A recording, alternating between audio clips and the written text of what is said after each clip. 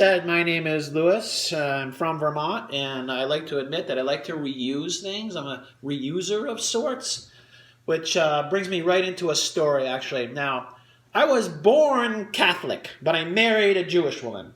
Now, one of my first introductions to Judaism was a circumcision done by a mohel in the family home. Now, it's a strange covenant, right? You're cutting off the foreskin of a penis? I mean, truthfully, why don't we just break the little bastard's finger? Or maybe get everybody around the kitchen sink and we'll waterboard him.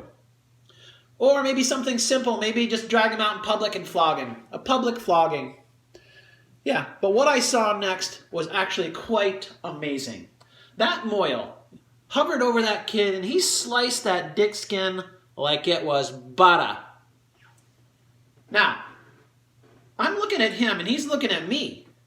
And I'm thinking to myself, can we reuse that tender baby dick skin? Yeah, maybe replace an upper lip. Maybe that's where the term came from. Dude, what's up with you tonight? You got such a stiff upper lip.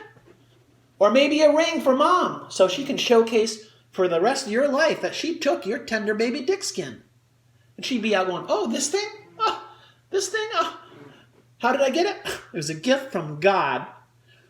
Or maybe something as simple as people that want their dick skin back. The men who had been circumcised, they'd be like, excuse me, Mr. Mohel, do you mind if I take that tender baby dick skin? Now, I was born in the Northeast Kingdom. More than likely, a short doctor removed my foreskin. He'd be like, yeah, it's a lot like skinning a deer, really. You just kind of lop it off. And you know the people in the Northeast Kingdom, they reuse things.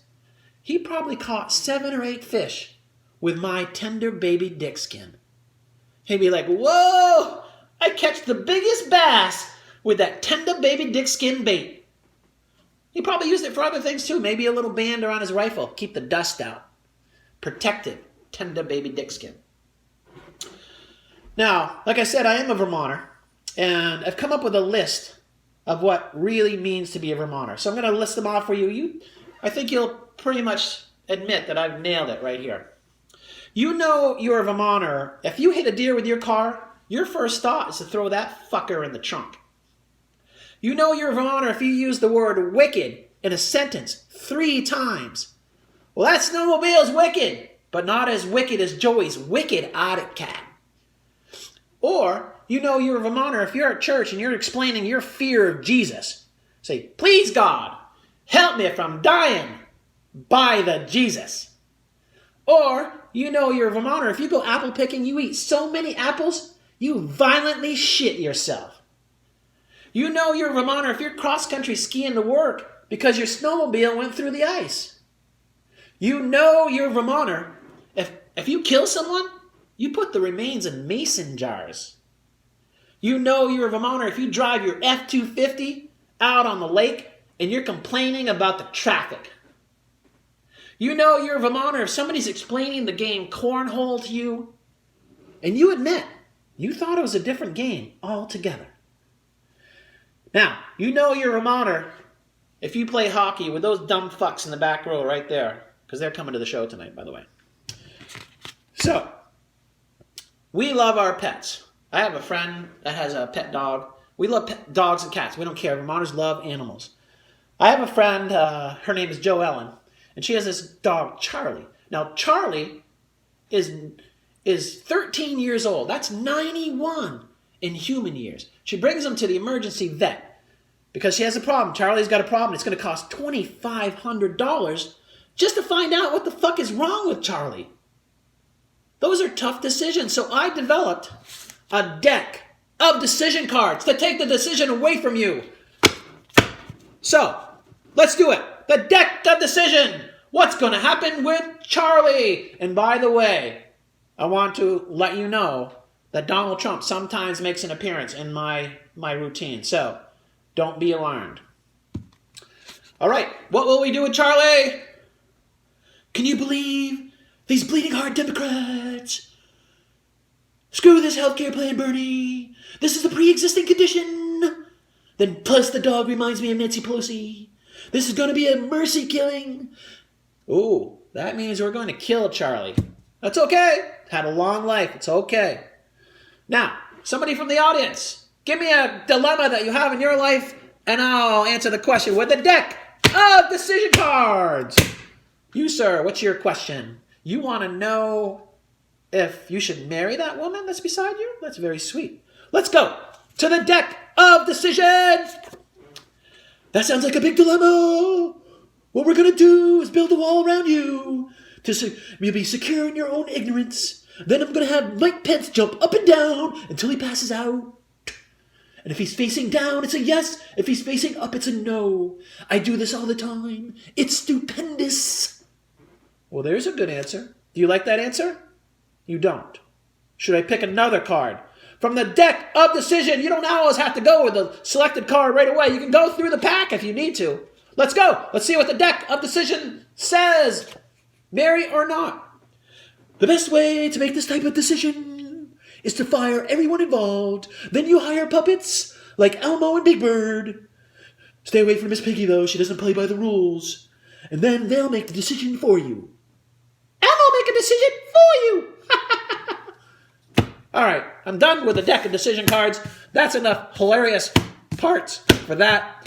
What we're going to go to now is, you know how you got the corn mazes in Vermont? Vermont theme here. Vermont corn mazes. Love, get in there, get confused, turned around, whatever. I find the grocery store is the same goddamn thing. Grocery store confuses me. You have to get to the bread, the butter, and the eggs. It's way at the back. And you got all these things to stop you along the way. Now I'll be with my cart and I'll be driving along. And I'll go, oh, they're great. And then I start thinking, this huge ad agency, right? They get this account, millions of dollars, Kellogg's, right?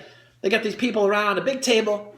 All right, we got the Frosted Flakes account. Let's pitch some ideas. Let's go. What do we got? Well, they're good. Okay. That's a start. What else? Well, they're great.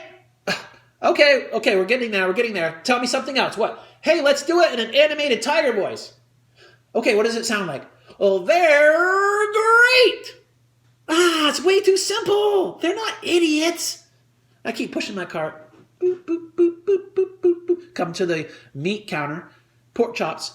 Always confuses me. The family pack. Big pack of pork chops on top. You get them home.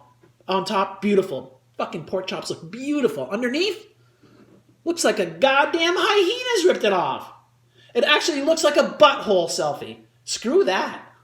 I'll keep going with my cart. I'm getting there. I come to the beer aisle. Now, the beer aisle always slows me down. Always. I don't know why. I see this little guy way at the far end of the aisle. He's carrying one of those 30 packs of cans. It's a heavy suitcase of beer. And I'm looking at him and go, what are you running away from? Your wife? Anyway, I saw him do this most impressive clean and jerk to get it into his cart. He's done it before, I can tell. And I say to him, hey, mister, just so you know, you can buy smaller increments of that beer. And he says, why don't you fuck yourself? I'm like, okay, dude, it's your party. I'm out. I understand. Don't want to fight.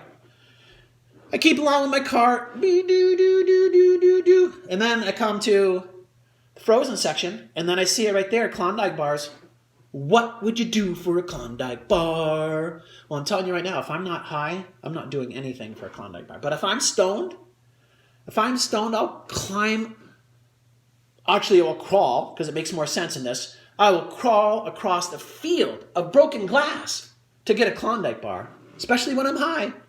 Yeah, I might do crazy things like somebody in the front, take a big swath of duct tape anywhere on my body, rip it off if I get a Klondike bar at the end. I might even write with my tongue on this dirty floor right here, I love Klondike bars. Just to get a Klondike bar. All right, I'm going to wrap this up. One more thing about a Vermonter. Now, you know you're a Vermonter if you get stopped at customs and they ask you if you have anything to declare. And you say, I voted for Donald Trump. But in my defense, I was told he had huge tender baby dick skin. Ginormous, actually. You could have built a kite out of it. It's the largest dick skin Thank you. That's my set. I hope you liked it.